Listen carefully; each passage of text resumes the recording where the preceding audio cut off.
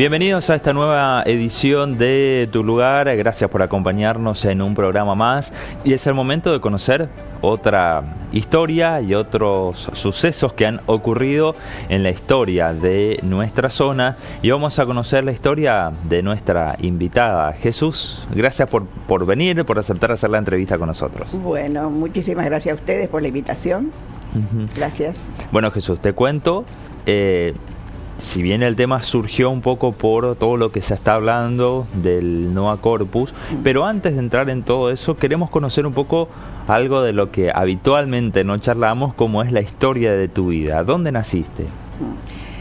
Nací en San Juan, pero inmediatamente después pasamos a Catamarca y me crié en Catamarca. O sea, toda mi infancia la pasé en Catamarca, en dos zonas especiales de Catamarca: la zona sur, zona desértica, árida, que es Recreo, que en este momento es una ciudad pujante, terrible, porque hay industrias y todo ha cambiado muchísimo. Recreo en esa época, antes era camino de tierra, en esa época.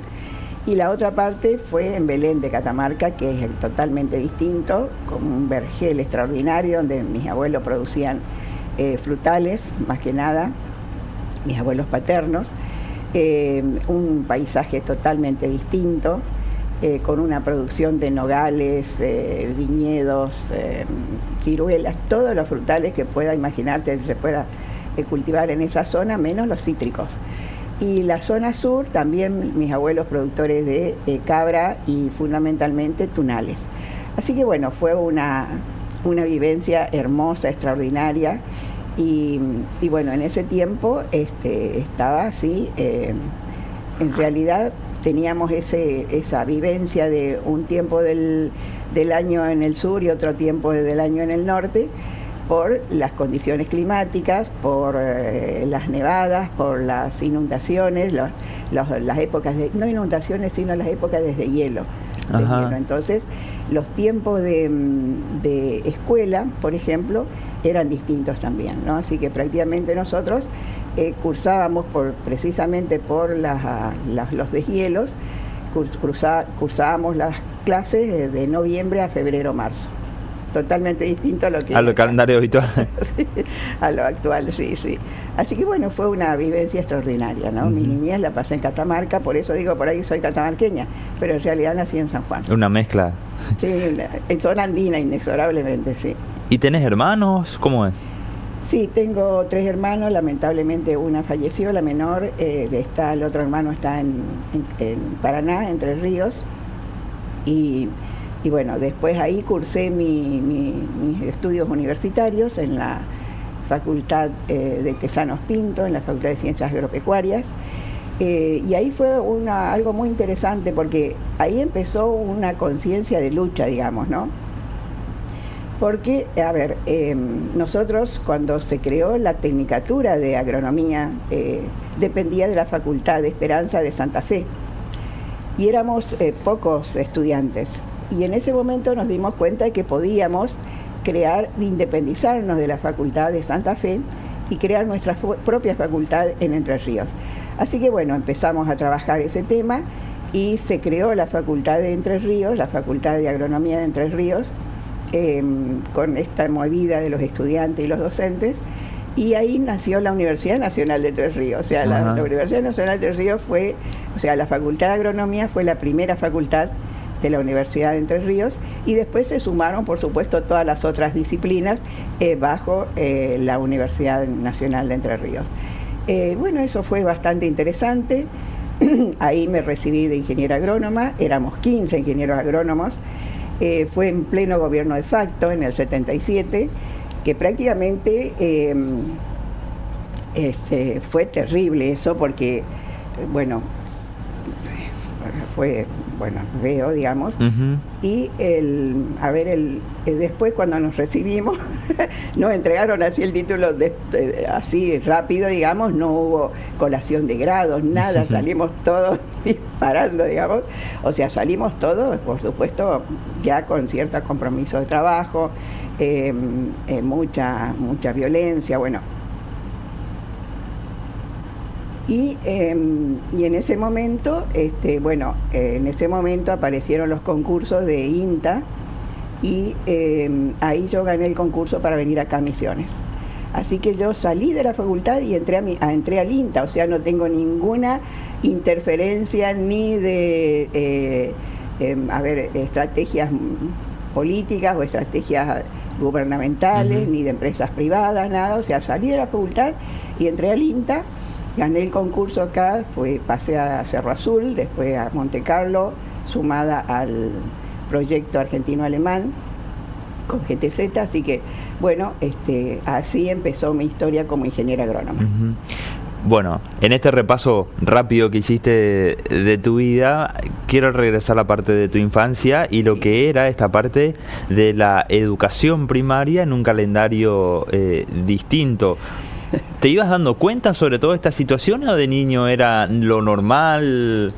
No, para nosotros era normal. Para nosotros era normal. Después, cuando salimos de la zona de andina, ahí sí fue distinto, totalmente distinto, los tiempos distintos. La docencia en esa zona fue extraordinaria, fue muy amorosa, muy formada. O sea, a nosotros no nos obligaban a estudiar, digamos, sino a darnos cuenta de cosas a través de juegos.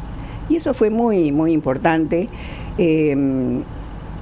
Entonces teníamos un tiempo de trabajo en forma conjunta, en equipo, en forma coordinada con los compañeritos. O sea, era un recuerdo muy lindo de los juegos y de las caritas de mis compañeros, que en ese tiempo, ahora más vale que no, si lo veo, no, claro, no sé. No lo voy a conocer, digamos, ¿no? Entonces, ese tiempo fue muy lindo. Nosotros de la zona sur de Catamarca, que es zona árida, zona de salinas, ahí nosotros teníamos vivencias infantiles muy lindas, porque como en todos lados siempre nos escapábamos a la siesta, ¿no? Claro. Nos escapábamos a la siesta, nuestros padres nos decían no salgan, bueno, con todas las historias también de los duendes y todo, que también existen en esa zona, igual nos escapábamos.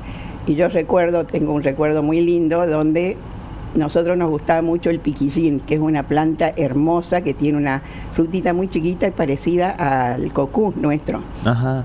Pero una planta llena de espinas. Y nosotros en las dunas esperábamos detrás de las dunas a la iguana.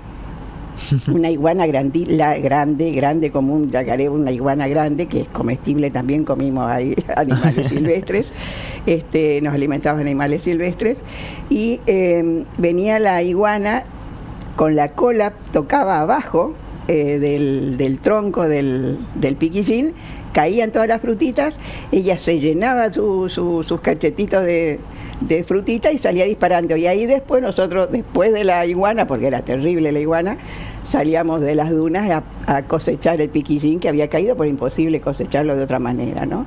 Así que esos recuerdos son extraordinarios. Y bueno, mis primos, los amiguitos, todos estábamos en esa movida, digamos, ¿no?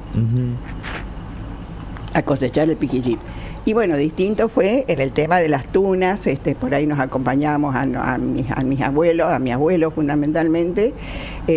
Trabajaban muchos con burros y entonces salíamos con él, los acompañábamos a cosechar las tunas, que también tenía otro proceso para cosechar las tunas, porque las tunas están llenas de quisca, le decimos nosotros, de espinitas, y bueno, ahí era ya distinta la cuestión. Nosotros, yo me acuerdo que nos llenábamos las manos de arenilla, pues no era una arena, y así cosechábamos las tunas, digamos, ¿no? Era como un polvillo la tierra, ¿no? Entonces eso no permitía que se nos queden las espinitas en las manos, ¿no? Así que bueno, en ese recuerdo, digamos, y después, lógico, acompañados por una jauría de perros, digamos, esos ayudan muchísimo a esos animales a que no lleguen animales, por ejemplo, los pumas, que era común. Así que bueno, pero no había miedo, ¿no? Estábamos tan confiados, tan seguros, digamos, y también con la experiencia del abuelo, que sabía perfectamente por dónde ir. Me acuerdo que mi abuelo nos llevaba a todos los nietos, él hablaba el quechua, Y mira. porque en realidad mi abuela era diaguita, o sea, yo tengo sangre diaguita. Lamentablemente no la conocía mi abuela, porque cuando yo era niña ya lo conocía mi abuelo, mi abuela ya había partido, digamos, ¿no? Entonces él nos llevaba a cosechar, por supuesto, pero también aprovechaba para enseñarnos el quechua. Él nos juntaba a todos los nietos y empezaba a enseñarnos y a hablar el quechua. ¿Por qué? Porque en esa zona mucha gente no aceptaba el idioma, ¿no? O sea, es una barbaridad, terrible fue eso, pero mi abuelo y mucha gente enseñaba a los nietos el quechua de tal manera que culturalmente esto no se pierda, ¿no? No me acuerdo mucho en este momento de claro. quechua. No me acuerdo porque es un idioma como el instrumento que tenés que ¿cómo es? Practicarlo, ¿no? Si no te olvidas. Entonces, y ahí, bueno, él nos enseñaba el quechua, después volvíamos, ya con toda la producción. A ver, el tema de las nueces fue extraordinario también, nosotros no cosechábamos las nueces, había una cuadrilla que con cañas larguísimas, se sacudían las ramas y ahí caían las nueces, y sí nosotros levantábamos. Entonces, después lo mismo los duraznos, la ciruela. Me acuerdo que mi abuelo, él probaba, las hacía probar a las nueras, pues las llevaba a las nueras, decía que era muy buena esa energía de las nueras, las llevaba a las nueras entre ellos mi madre, por supuesto, porque mi padre era el diaguita, digamos. Entonces llevaba a las nueras planteando ese tema de la energía, ¿no? La energía de la mujer en la cosecha. Entonces las hacía probar los duraznos, y aquellos duraznos que no eran que eran desabridos, medios dulces y todo, inmediatamente bajaba el árbol. O sea que ahí había una seguridad de que todos los duraznos, todos los ciruelos eran dulces, digamos, ¿no? Eso fue extraordinario también, ¿no? Pero claro, en ese caso eran las primeras cosechas de los árboles, ¿no? Claro. Entonces, de los árboles jóvenes que se podían bajar y podían, replantarse, ¿no? Reemplazarse. Los viñedos lo mismo, o sea, los viñedos, yo me acuerdo que eran muy bajitos los viñedos. Entonces eso sí podíamos cosechar nosotros, ayudábamos. Bueno, había cachos extraordinarios que algunos no podíamos llevarlos, o sea, eran unas cosas extraordinarias para nosotros, que éramos chiquitos, digamos, era una cosa grande, digamos, ¿no? Me acuerdo que también volviendo al sur de Catamarca, mis abuelos tenían 2 algarrobales extraordinarios, grandísimos. Nosotros nos subíamos a los árboles, todos, a cosechar los algarrobas, ¿no? Pues también los abuelos hacían dulces, hacían arrope, hacían cosas. Y yo me acuerdo que eso eran gigantísimos, ¿no? Esos árboles, esos algarrobos. Pero después, cuando pasó el tiempo, ya éramos adultos. Cuando yo fui, volví a ver esos árboles y no era lo mismo. Claro. Claro, eran los árboles. Eran los árboles. Así que, pero bueno, unos recuerdos muy lindos, muy alegres, muy felices, digamos, ¿no? Y después el otro recuerdo que tengo de mi abuelo, del abuelo de Belén, es que él tenía una jauría de galgos, ¿no? Esos perros largos, grandísimos, precisamente para salir a las montañas, a los cerros, y que lo protejan de los pumas, ¿no? Y de los otros animales, ¿no? Entonces, cuando volvía de los cerros y volvía del monte, estaba toda la jauría así, él armaba un fuego grande, hermoso. Por eso yo tengo un muy lindo recuerdo del fuego, me encanta el fuego, me encanta ver las brasas, todo, ¿no? Bueno, él prendía su cigarro que era hecho de anís, ¿no? Semillitas de anís, ese aroma del anís siempre me lleva a esas claro. épocas, ¿no? Entonces, bueno, él fumaba. Ninguno de los perros tenía nombre, todos eran con un silbido distinto, ¿no? Entonces él hacía un sonido y se levantaba un perro y venía. ¿Cuál era el motivo? Era con ese cigarro lo que hacía era quemarle todas las garrapatas que tenía el perro y las tiraba al fuego, ¿no? Las tiraba al fuego, le daba una palmita en la nalga al perro, salía y llamaba a otro con otro sonido y se levantaba otro. Y era interesantísimo. Y nosotros lejos, porque ahí no teníamos que estar, ¿no? Claro. Y nosotros mirábamos. Realmente fue extraordinario, o sea, todo eso, vi un montón de cosas, muchos recuerdos muy lindos, de vivencias, lo mismo, por ejemplo, cuando se hacía el arrope de uva, se hace en luna llena, así que vos veías, venían todas las mujeres con las pailas que se llaman, que son unas pailas de cobre grandísimas, y en la luna llena hacían los batidos de huevos con la pulpa de la uva, y hacían el arrope de uva, pero en luna llena. Entonces vos veías una espuma extraordinaria, pero la idea era hacer los alfajores catamarqueños. Así que vos veías las mujeres en la noche, porque no había luz, claro. Y todos los grupos de fuego con brasas, con todo, donde ellos también cocinaban ahí, digamos. Entonces son recuerdos muy luminosos, también muy... muchos colores, muchos aromas, y esa convivencia, silenciosa, porque no era una algarabía, sino esos murmullos y todo, pero también esa calidez que había, ¿no? Claro.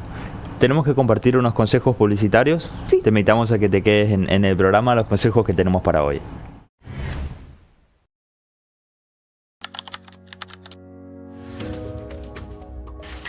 ¿Qué tal? Soy Nicolás Strider, soy odontólogo de Monte Carlo y me encuentro construyendo este policonsultorio que va a contar con un consultorio odontológico, con un laboratorio bioquímico y con un consultorio para múltiples profesionales. Como verán, todavía estamos en obra y quiero aprovechar para este último mes que nos queda de obra, porque está planificado inaugurar en julio, e invitar a los profesionales de la salud que quieran venir a trabajar con nosotros. Contamos con espacio, así que están invitados. Los invito a que me sigan en mis redes sociales para que puedan ir viendo cómo va avanzando la obra y les pueda ir comentando cómo viene la próxima inauguración. Y el problema siempre es ¿qué comemos? La pregunta más difícil a responder. Y nosotros te recomendamos un lugar que te soluciona todos los días la comida. Al mediodía te ofrecemos menú y a la noche te ofrecemos comida a la carta. Estamos hablando de El Rústico con su servicio de gastronomía. Ahí donde están las canchitas de fútbol 5, en el sintético vas a poder encontrar este servicio gastronómico. Te recomendamos este lugar que tiene la combinación justa entre precio, calidad y buen gusto. El Rústico, podés contactarte para hacer tu reserva al 3751 31 48 70 y ahí vas a poder recibir también el menú de todos los días. El Rústico nos acompaña en esta edición de Tu Lugar. Todo comienza con una A. Como cuando amanece en el campo y se paran todos en ronda para compartir una buena mateada. Con A de amanecer, con A de aguantadora. ¡Ah! ¡Qué rico este mate! Yerba mate aguantadora. Nueva imagen, misma calidad, nueva generación. Y si tenés algún inconveniente con tu vehículo o querés realizar la mantención, te recomendamos un taller mecánico. Diagnosticar de Federico Stobo, que realizan un trabajo garantizado, servicios de mantenimiento automotriz, cambios de correas de distribución, además cambios de frenos, cambios de embrague, limpieza de inyectores a motores a nafta, con la posibilidad de hacer el diagnóstico de fallas con sistemas actualizados. Además, a partir de ahora también ventas de lubricantes, diferentes tipos de aceites, filtros para automóviles. Diagnosticar de Federico Stobo, te puedes contactar al 3751 58 73 43.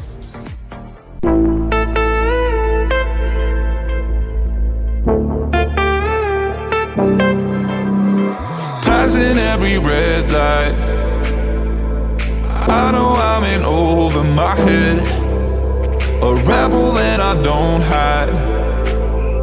Remember all the words that you said, even if the love was hurting, I'll be. Continuamos en esta edición de Tu Lugar y nos acompaña el equipo de mate de la línea Pampa, una de las líneas de yerba mate premium que tiene la cooperativa agrícola, que en cada programa nos acompaña para poder compartir con nuestros invitados, en este caso con Jesús Contreras. Te escuchaba hoy en el primer bloque y con tantos recuerdos y tanta vinculación con la tierra, con lo natural. ¿Cómo fue tu adaptación a Misiones, que por lo que contás es totalmente distinto? Sí, a ver, cuando nosotros terminamos la primaria, mis padres se fueron trasladando. Perdón.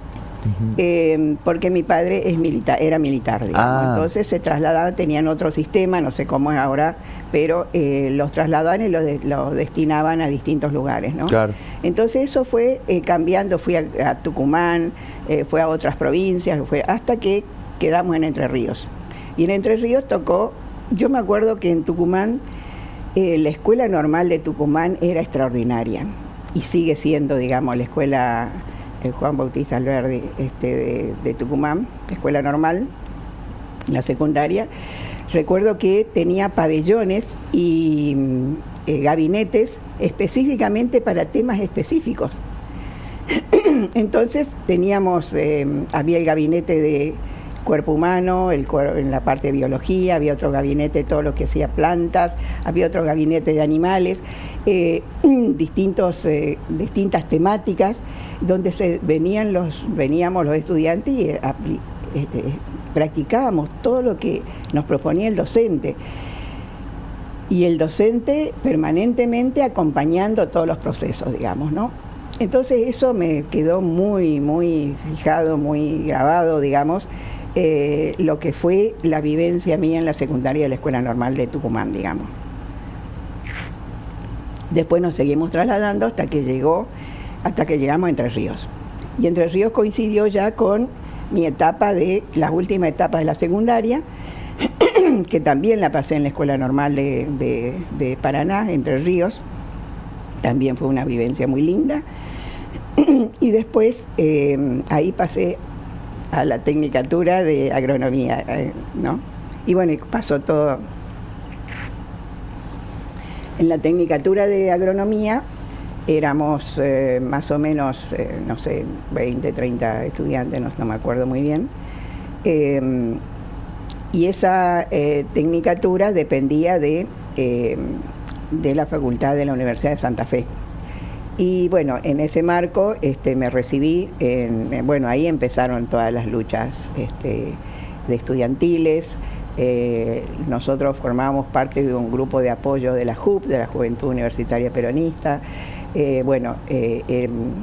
Realmente teníamos una formación política extraordinaria porque estudiábamos lo que era la formación política, los ideólogos de Latinoamérica, del mundo, los discursos que daban, era terrible, era extraordinario. Los discursos de Alfredo Palacio, los discursos de Balbín. Bueno, realmente todo eso contribuyó a una formación política también, ¿no? Además de la formación académica, ¿no? Uh-huh. Bueno, después nos recibimos yo me recibí en el 77 en pleno gobierno de facto. Claro. Nos recibimos 15 ingenieros agrónomos, 15 estudiantes. Y bueno, nos dieron el aval de que ya habíamos terminado el título, todo, pero la facultad en ese momento estaba siendo perseguido el rector, todo el director de la facultad, estaba siendo presos muchos docentes, muchos compañeros caídos también, entonces realmente era un ambiente terrible. Y lógico que la facultad no estaba en condiciones de hacernos una fiesta, digamos, ¿no? Bueno, después salimos de la facultad, yo después entré al INTA uh-huh. a través de un concurso que lo gané y llegué acá a Misiones. Para mí Misiones era un tabú porque teníamos mucha información de mucha producción de otros lugares, pero no de Misiones. Y justo me tocó, yo elegí, nos daban 3 lugares, Entre Ríos, Corrientes o Misiones, y yo elegí Misiones. Las otras 2 compañeras fueron a Corrientes 1 y el otro a Entre Ríos. Bueno, yo elegí Misiones y bueno, acá me quedé acá, ingresé al INTA Cerro Azul y después pasé con el tiempo a Monte Carlo a través con el proyecto GTZ, proyecto argentino-alemán, que trabajaba el tema de la enfermedad de la fruta bolita, llamada fruta bolita. Bueno, Pero en ese tiempo, cuando nosotros recibimos, ingresamos a nuestros respectivos trabajos, pasó el tiempo y cuando la Facultad de Agronomía, la Facultad de Agropecuaria de Entre Ríos cumplió 25 años, ahí nos llama a los 15 ingenieros agrónomos de esa época. Claro. Así que ahí nos festejó el festejo. Ya era gracioso porque éramos, lógico, distintos, veíamos compañeros físicamente distintos, ¿no? Claro. Pelados, algunos con barba, otros gordos, grandotes, algunas compañeras nos reíamos porque algunas estaban enamoradas del otro compañero, entonces dicen, menos mal que no me casé con vos, porque éramos gordos, grandotes. Y claro. Bueno, son todas esas anécdotas lindas, digamos, que había mucha, en ese marco, en ese momento de estudiante, había mucha unión, había mucha fuerza de protección también, ¿no? Así que bueno, también se manifestó en ese encuentro cuando la facultad nos festeja a los 25 años, nos hace la colación de grados después, ¿viste? Bueno. Y bueno, después salí del INTA y inmediatamente empecé a formarme en producción agroecológica de alimentos, en agroecología.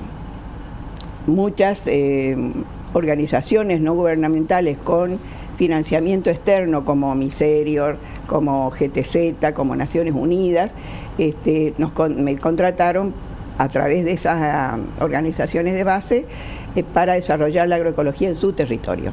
Eso me permitió conocer prácticamente toda Argentina, menos el sur, aunque estuve hasta en la Universidad del Comahue, desarrollando la agroecología. Y una de las últimas, bueno, eso me permitió también viajar en toda Latinoamérica, llegué hasta Nicaragua, y cuando ahí trabajamos con Huices Experimental, también una zona terrible en Nicaragua, lo que se vio, el desmonte que había, cerros pelados, terrible, con unas vaquitas que bajaban piel y hueso, buscando agua, o sea, fue terrible esa imagen y ahí me di cuenta de la importancia de la protección del monte, digamos, claro. ¿No? Bueno, entonces, en ese marco me permitió viajar a todos lugares de Latinoamérica, desde el sur de Latinoamérica y también Argentina. Las últimas experiencias que tuve, vivencia, porque la verdad que fue extraordinario, me convocan a desarrollar la agroecología en zona desértica. Y ahí fui a Fiambalá, en Catamarca. Catamarca es, imagínense, un triángulo más ancho sobre la cordillera y está dividida por los cerros de Fiambalá, los cordones de Fiambalá. Hacia la derecha es un vergel, zona de producción muy buena, con agua, con diversidad de cultivos.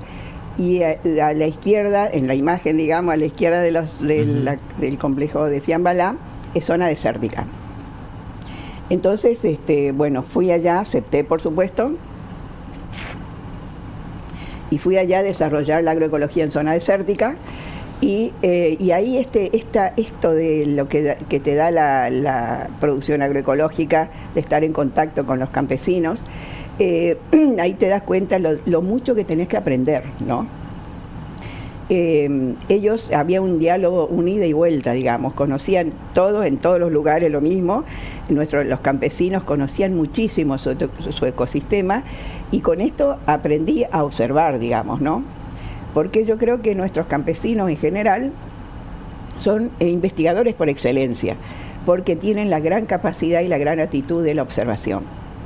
Ellos observan todo y tienen relación en todo, relacionan todo, no es una cosa como nos han formado a lo mejor en la facultad, que tenés que ver esto y nada más, ¿no?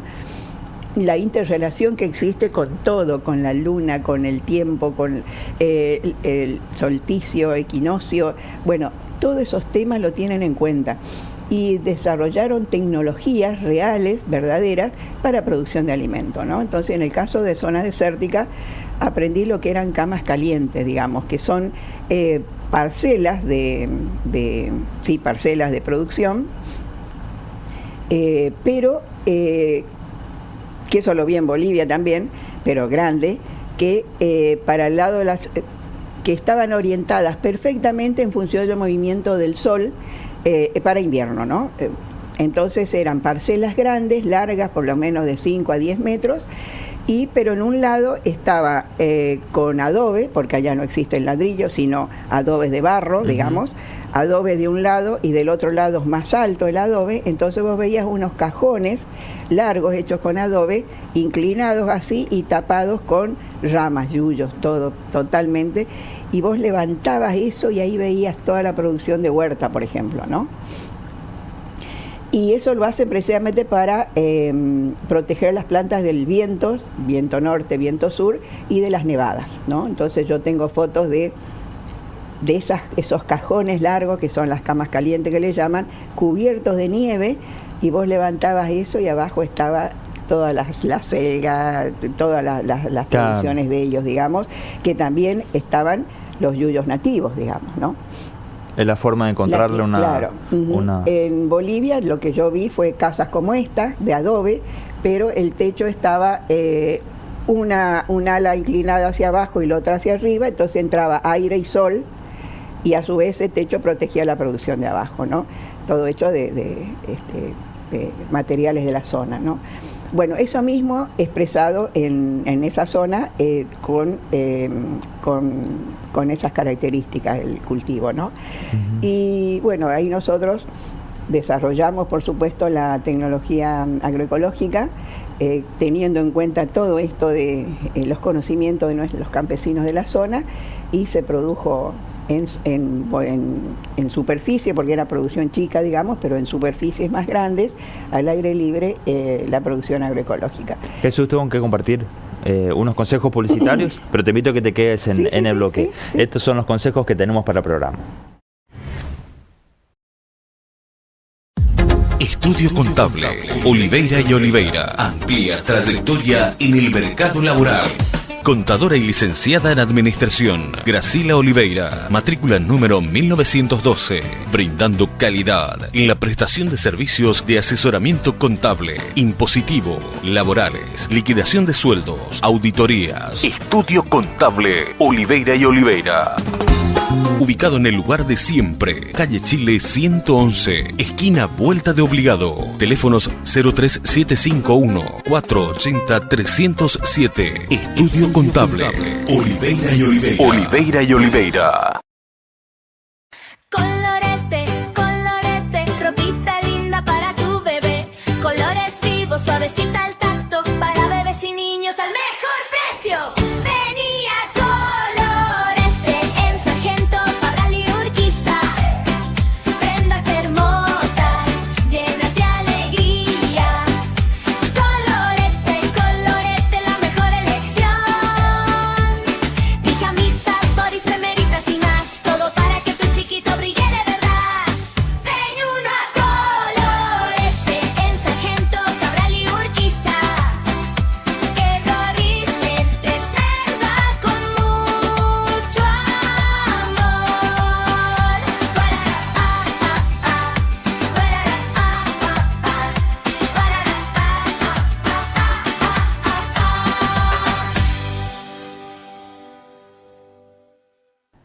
Y el problema siempre es ¿qué comemos? La pregunta más difícil a responder. Y nosotros te recomendamos un lugar que te soluciona todos los días la comida. Al mediodía te ofrecemos menú y a la noche te ofrecemos comida a la carta. Estamos hablando de El Rústico con su servicio de gastronomía. Ahí donde están las canchitas de fútbol 5, en el sintético vas a poder encontrar este servicio gastronómico. Te recomendamos este lugar que tiene la combinación justa entre precio, calidad y buen gusto. El Rústico, podés contactarte para hacer tu reserva al 3751 31 48 70 y ahí vas a poder recibir también el menú de todos los días. El Rústico nos acompaña en esta edición de Tu Lugar.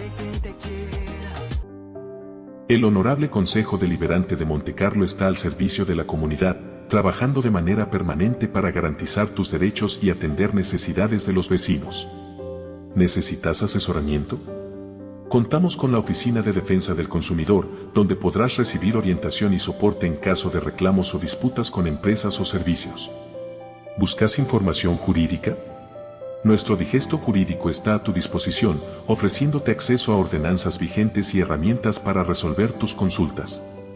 Horario de atención. Lunes a viernes de 7 a 12 horas. Continuamos en esta edición de Tu Lugar. Jesús, tenemos para hablar un bloquecito cortito ahora para poder cerrar el tema de toda tu recorrida y en toda esta experiencia. ¿Cómo consideras al productor de la chacra? Nosotros cuando hablamos de productor hablamos de campesino, digamos, porque el campesino está directamente relacionado al campo, a la tierra. El productor más piensa en un sistema de producción, más que nada en la producción. Ajá. Entonces nuestros campesinos para mí son lo más importante que hay, más importante que el médico, que el productor, digamos que los ingenieros, que los abogados, los políticos, porque son los que nos producen el alimento. No podemos alimentarnos, no podemos hacer nada sin alimentarnos y alimentarnos sanamente. Entonces, por eso creo que la producción de alimentos sana, sin agrotóxicos, sin ningún contaminante, es lo que nos da una calidad biológica en la alimentación que nos permite a nosotros cumplir nuestras funciones vitales en salud. Entonces, para mí ellos son muy importantes y en ese marco entra el gran concepto de la soberanía alimentaria. Para mí la soberanía alimentaria es un concepto primigenio, porque no podemos vivir sin alimentarnos, y es un concepto netamente político que no tiene nada que ver con lo partidario, sino con es un concepto que habla de derechos. El derecho de elegir cómo producir, qué producir, cómo interrelacionarse, cómo fortalecer su ecosistema en libertad y en salud, digamos, ¿no? Entonces, el concepto de soberanía alimentaria es un concepto de poder, ¿no? Donde inexorablemente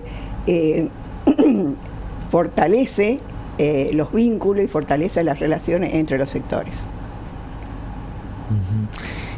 Este concepto de cuidar al productor y tiene que ver mucho también en cómo los consumidores pueden cuidar a su productor local comprándole su producto justamente. Claro, mira, nosotros trabajamos mucho, esa es otra de las actividades, digamos, que me tocó acompañar la elaboración la formación de la ley de promoción a la agroecología, digamos, hace un tiempo. Se sancionó esa ley, es la única ley de promoción a la agroecología que tiene Argentina, que está acá en la provincia de Misiones, y precisamente esa ley estipula la certificación participativa. O sea, incentiva la producción agroecológica, tiene equipos técnicos que trabajan y que pueden ser en forma conjunta con los municipios, con los técnicos de los municipios, y certifican el producto agroecológico. Entonces la idea es, a través de la ley, fortalecer un sistema de comercialización de venta directa, donde se pueden generar redes de comercialización de productores agroecológicos y también ahí sumado los consumidores responsables, ¿no? Y también a través de eso se demuestra a los consumidores responsables que quieren una alimentación sana que ese alimento existe y existe en la zona con una producción totalmente adaptada a este ecosistema. Bueno, Jesús, tenemos que hacer unos consejos publicitarios. Te pedimos que te quedes para hablar del otro tema que es el Nova Corpus. Ya enseguida volvemos. Estudio Contable, Oliveira y Oliveira. Amplia trayectoria en el mercado laboral. Contadora y licenciada en Administración, Gracila Oliveira, matrícula número 1912, brindando calidad en la prestación de servicios de asesoramiento contable, impositivo, laborales, liquidación de sueldos, auditorías. Estudio Contable, Oliveira y Oliveira. Ubicado en el lugar de siempre, calle Chile 111, esquina Vuelta de Obligado. Teléfonos 03751-480-307. Estudio Contable, Oliveira y Oliveira. Oliveira y Oliveira.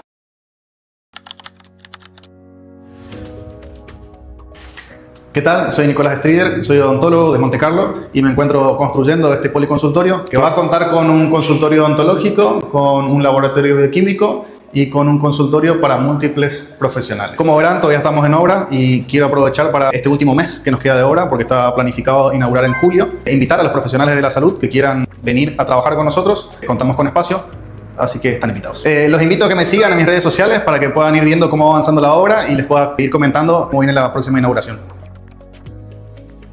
Y si tenés algún inconveniente con tu vehículo o querés realizar la mantención, te recomendamos un taller mecánico. Diagnosticar de Federico Stobo, que realizan un trabajo garantizado, servicios de mantenimiento automotriz, cambios de correas de distribución, además cambios de frenos, cambios de embrague, limpieza de inyectores a motores a nafta, con la posibilidad de hacer el diagnóstico de fallas con sistemas actualizados. Además, a partir de ahora también ventas de lubricantes, diferentes tipos de aceites, filtros para automóviles. Diagnosticar de Federico Stop, te puedes contactar al 3751 58 73 43. Todo comienza con una A. Como el alegrón que le das a tus viejos cuando caes de sorpresa a compartir unos buenos mates a la tarde. Con A de alegría, con A de aguantadora. ¡Ah, qué rico este mate! Yerba mate aguantadora. Nueva imagen, misma calidad, nueva generación. El Honorable Consejo Deliberante de Monte Carlo está al servicio de la comunidad, trabajando de manera permanente para garantizar tus derechos y atender necesidades de los vecinos. ¿Necesitas asesoramiento? Contamos con la Oficina de Defensa del Consumidor, donde podrás recibir orientación y soporte en caso de reclamos o disputas con empresas o servicios. ¿Buscas información jurídica? Nuestro digesto jurídico está a tu disposición, ofreciéndote acceso a ordenanzas vigentes y herramientas para resolver tus consultas. Horario de atención. Lunes a viernes de 7 a 12 horas. Continuamos en este último bloque del programa y con un tema que se comenzó a hablar nuevamente después de varios años, después de varias décadas, que tiene que ver con la posibilidad de la represa en Corpus. ¿Cómo tomaron ustedes esta situación después de una lucha tan difícil que han tenido? Sí, la verdad que no nos extraña, ¿no? No nos extrañó, seguimos armados, armados digo en el sentido del contenido, claro, de la información. Esto empezó ya en 1970, cuando la Secretaría de Recursos Hídricos formó un equipo, un grupo de trabajo, para que estudien la factibilidad de aprovechar desde el punto de vista hidroenergético el río Paraná. Nosotros sabíamos del proyecto y empezamos a juntar información. ¿Por qué? Porque nosotros preguntamos al gobierno, al Estado, y no tenían información, ¿no? Entonces, toda la información que se juntó, ya sea hasta dónde iba a llegar la cota, ¿no? Qué zonas se iban a inundar, lugares preciosos, no sé, la Gruta India, la Cueva del Yaguareté, estaba ahí un poco, todo eso se iba a inundar, todos los clubes de pescas quedaban bajo agua. En nuestro caso, la isla Caraguataí, que es una isla que es un parque provincial, claro, definido por ley, también quedaba bajo agua, o sea, no bajo agua, sino quedaba hasta la mitad, quedaba un copito arriba. Todo eso nosotros lo hicimos navegando desde Iguazú, midiendo la cota hasta Posadas. Y vimos el desastre que significaba el hecho de construir una represa de Corpus en Corpus y lo que se iba a inundar. Prácticamente empezamos con 60.000 hectáreas inundadas, que bajó a 43.000, digamos, inundadas de tierra fértil y de monte nativo y de pasturas naturales, y todo se iba a perder, digamos, ¿no? Esa investigación, además, ni hablar de las enfermedades que se generaba en una agua estancada con semejante superficie, agua estancada generadora de enfermedades como la esquistosomiasis, un microorganismo que lo transmite un caracol que lo tenemos en la zona, pero no crece porque no están las condiciones. O sea, se mantiene su población normal, pero en una condición de embalse, de agua que no corre o corre lentamente, se multiplicaba en forma exponencial y a su vez porta el parásito que genera la esquistosomiasis. Es un parásito que una vez que está en contacto con la piel pasa directamente, no necesita heridas, no necesita nada, tiene la capacidad de penetrar y afecta toda la vejiga y todo el sistema digestivo, sistema urinario y sistema digestivo, fundamentalmente los intestinos. Entonces, toda esa información empezamos a juntar también con la experiencia de los militantes de Paraguay, de Brasil, en la lucha contra las represas también. En ese marco, lógico que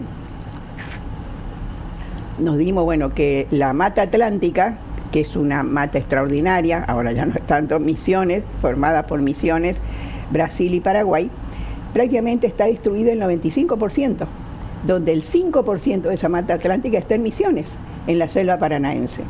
En la selva paranaense existe una diversidad extraordinaria, tanto es así que fue declarada Misiones la capital nacional de la biodiversidad, con más de 564 especies de aves, no aves, sino especies de aves, 150 especies de mamíferos, se registraron más de 116 reptiles, miles, bueno, insectos ni hablar, digamos, con distintos hábitos alimentarios, y ni hablar de miles y miles de especies vegetales, tanto acuáticas, terrestres, en ese caso particular, herbáceas, arbustos, árboles, lianas, bueno. Entonces, con toda esa información empezamos a acumular. Mientras tanto, estaba avanzando todos los procesos gubernamentales para hacer la represa de Corpus. Con el tiempo después, a medida que nosotros íbamos juntando la información, inmediatamente comunicando a la población lo que estaba pasando, en el 1994 más o menos, los consejos deliberantes, con toda esa movida, bueno, a todo esto nos juntamos todas las organizaciones ecologistas de Misiones para desarrollar una estrategia, que la desarrollamos. Se sumaron las iglesias. Bueno, la Iglesia Católica, representada en esa época con Joaquín Piña, extraordinario, y las comunidades eclesiales de base, la Iglesia Evangélica del Río de la Plata, la Iglesia Luterana, todos los credos, todos los la diversidad de credos existente acá, en Misiones, digamos, ¿no? Después, bueno, a medida que se iba avanzando en la información, se empezó a sumar los partidos políticos, el Partido Justicialista, los partidos radicales, el Partido Radical, se empezaron a sumar a esta idea. En ese momento, cuando se decidió que sea en Corpus, e inmediatamente el intendente Nemeth, que en ese tiempo estaba, se opuso totalmente, por supuesto, y fue una movida extraordinaria. Donde íbamos con el no a Corpus, digamos. En los colectivos se entregaban folletos o íbamos en postas, digamos, entregando folletos a los pasajeros, ida y vuelta. Fue un trabajo extraordinario, en común unión, o sea, cuando hay un objetivo claro, nos juntamos todos, digamos, las organizaciones, todos, y cuando en ese tiempo era el gobierno de Ramón Puerta, y él con toda esta movida sanciona una ley, la 3220, donde convoca plebiscito. ¿Por qué convoca plebiscito? Porque toda esa información y con todos los consejos deliberantes que ya se habían expedido, fundamentalmente ahora el de Monte Carlo, en el 94 ya junto con Apóstoles, se habían expedido por el no a Corpus, ¿no? Eso fue una documentación muy importante para nosotros desde el punto de vista legal, porque nos llevó a exigir un plebiscito vinculante.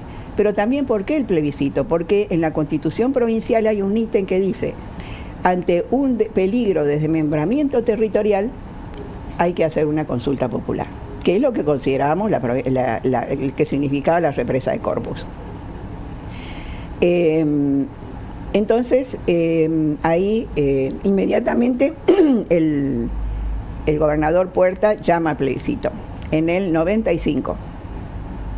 Llama a plebiscito a través de una ley donde dice de que, bueno, convoca a toda la población a votar por si quiere o no la represa de Corpus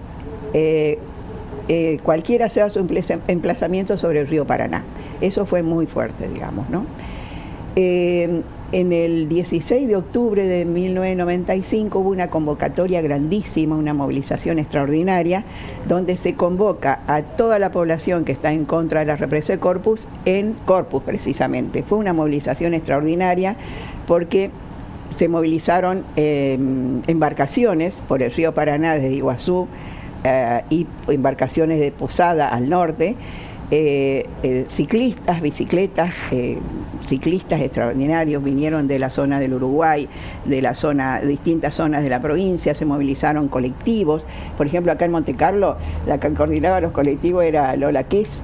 Esa fue una movida extraordinaria y además fue un encuentro ecuménico. En ningún momento se permitió que en esa juntada, digamos, hablaran los políticos. Ninguno se permitió que suban los políticos a hablar. Entonces ahí lideró Joaquín Piña el discurso, realmente manifestó plenamente su oposición en todas las comunidades religiosas, el no a Corpus, y también se sumó Pérez Esquivel, de la Premio Nobel de la Paz, de 1980 creo que fue, y bueno, manifestaron por supuesto esa intención del no a Corpus. Fue una movida extraordinaria. Bueno, la ley estipulaba después que ese plebiscito se haga el 14 de abril del 96. El 14 de abril del 96 fue una convocatoria extraordinaria. Nadie fue obligado a nada, la gente iba sola, digamos, a votar. La Junta Electoral, a ver si me acuerdo acá, digamos, la Junta Electoral de la provincia habilitó 476.404 habitantes ciudadanos que podían ir a votar, entre mujeres y varones, por supuesto, y 893 mesas en toda la provincia, prácticamente la mitad de lo que era, de lo que son las elecciones convencionales, digamos, ¿no? Bueno, surgió el plebiscito y se ganó, pero por amplia mayoría, con una participación terrible de la gente, un 63% de los ciudadanos, un porcentaje que en ningún momento histórico se logró en las elecciones partidarias, digamos, ¿no? Y se ganó por el 88,63% por el no a Corpus. Monte Carlo, por ejemplo, tuvo un 92% por el no a Corpus. Fue extraordinaria la presencia de todas las organizaciones y de todas las localidades, ¿no? Como el plebiscito era vinculante, ese resultado se tiene que transformar en ley, y se transformó en ley con la ley número 3294 del 96. Entonces, donde ahí se prohíbe directamente, la ley dice, se prohíbe la construcción de una represa, cualquiera sea su emplazamiento en el río Paraná. O sea, tenemos una ley, fue una lucha terrible, muy importante. Por supuesto que nos acompañaron muchísimas organizaciones a nivel nacional y a nivel internacional, y esa elección fue un ejemplo de soberanía, hablando de soberanía, un ejemplo de soberanía del pueblo cuando se junta y se une a decidir proteger su ecosistema y proteger la vida, en definitiva, porque todo significa una protección de la vida con todas sus interrelaciones y todas sus capacidades de producción de alimentos, sus capacidades de interrelacionar con la naturaleza. Además, estaban en peligro muchos parques provinciales y nacionales también. Con la construcción de la represa hace un día había que llegaba el agua hasta... por supuesto que había que reconstruir y rearmar todos los puentes, porque todos los puentes de acá, de esta zona, quedaban bajo agua. Claro. Además, por ejemplo, no únicamente hablamos de la inundación territorial, digamos, ejercida directamente por la represa, sino que todos los arroyos que desembocaban en el río Paraná, proveniente precisamente de las sierras misioneras del centro, al no correr el agua quedaban estancados, retrocedían. O sea, no únicamente era la inundación por la represa, sino la inundación en las poblaciones de los propios arroyos que se inundaban al no poder desembocar en el río Paraná. Jesús, y ahora con este paso del tiempo, ¿qué es lo que están buscando hacer ahora? Bueno, a través del tiempo todos los gobiernos a nivel nacional y a nivel nacional intentaron, a pesar de la ley y a pesar del plebiscito, intentaron hacer de nuevo corpus. Y ahora en este momento histórico siempre estuvimos alerta, atentos, rechazando permanentemente la posición de la nivel nacional.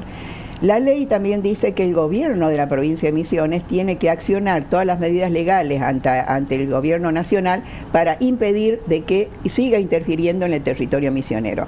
Y no lo hizo. Ningún gobierno provincial, a través del tiempo, después de esa época, después de 30 años, hizo esa gestión. Y tampoco, después de 30 años, no hizo ninguna propuesta, ningún proyecto energético para la provincia de Misiones que proteja la selva misionera, ¿no? Y proteja a todas las comunidades, por supuesto.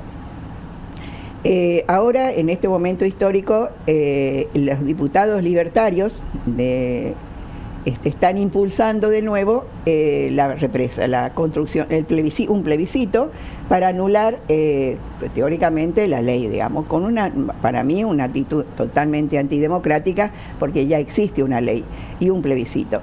Por eso nosotros convocamos a toda la comunidad de nuevo ante esta situación, informarse y seguir protegiendo nuestro territorio, impedir de que la provincia de Misiones se achique por intereses que no son nuestros y proteger la vida, digamos, proteger todo lo que significa una autogestión organizada en todo sentido, ¿no? Entonces, nosotros en este momento lo que estamos haciendo es, anoche precisamente teníamos una reunión de la mesa contra las represas y se decidió, bueno, interpelar al gobernador, ¿por qué no dice nada? A la Cámara de Diputados, ¿por qué no dice, por qué no frena a este diputado, o por lo menos le llama la atención a este diputado que tiene una actitud totalmente antidemocrática ante una ley que ya está en vigencia? Y por supuesto interpelar a los funcionarios, ¿no? Pero a su vez también generar la misma estrategia que se hizo en ese tiempo, hace 30 años, de informar a la gente, a la población, que son 30 años de gente que no está conociendo esta lucha, claro, ¿no? Para que estemos todos preparados por si acaso, porque no tenemos la seguridad de que los funcionarios cumplan su función de proteger la población y los ecosistemas, los funcionarios provinciales, que son los que prácticamente tendrían que estar frenando todo esto, y estemos preparados para lo que venga, digamos, ¿no? Uh-huh. Entonces, yo creo que la problemática ambiental es una problemática política. No tiene la culpa ni, no sé, Monsanto ni nada, sino que estas empresas que están impulsando las represas, sino tiene que ver los funcionarios del momento, porque si los funcionarios dijeran que no entran, esas claro, empresas no entran, no únicamente a nivel provincial, sino a nivel nacional. Bien, ¿no? Bueno, Jesús, tenemos que ir terminando el programa por una cuestión de tiempo, así que estamos atentos y claro, disponibles el espacio para que puedan Nosotros difundir. Creemos que la provincia de Misiones tiene capacidad, por otras historias que tenemos, de autogestionarse energéticamente, digamos, ¿no? La falta de energía de la provincia tiene que ver fundamentalmente con la falta de capacidad de generar transmisión y distribución de energética y generación de energía. Así que en la medida que esto mira, solamente con un dato, ¿no? Sabemos de que EMSA, por ejemplo, que es la responsable de la distribución de energética en la provincia de Misiones, tiene una ineficiencia del 40%, en contraposición a Argentina, que tiene el 15%. También se ha demostrado de que se ha estudiado científicamente de que si EMSA eficientiza todo su sistema, aporta una cantidad de energía casi igual a la que es generada por Uruguay. Así que no necesitamos una represa, necesitamos reorganizarnos energéticamente. Bien, gracias Jesús por haber venido. Hasta siempre. Hasta acá llegamos con el programa de hoy, nos volvemos a encontrar en una próxima edición.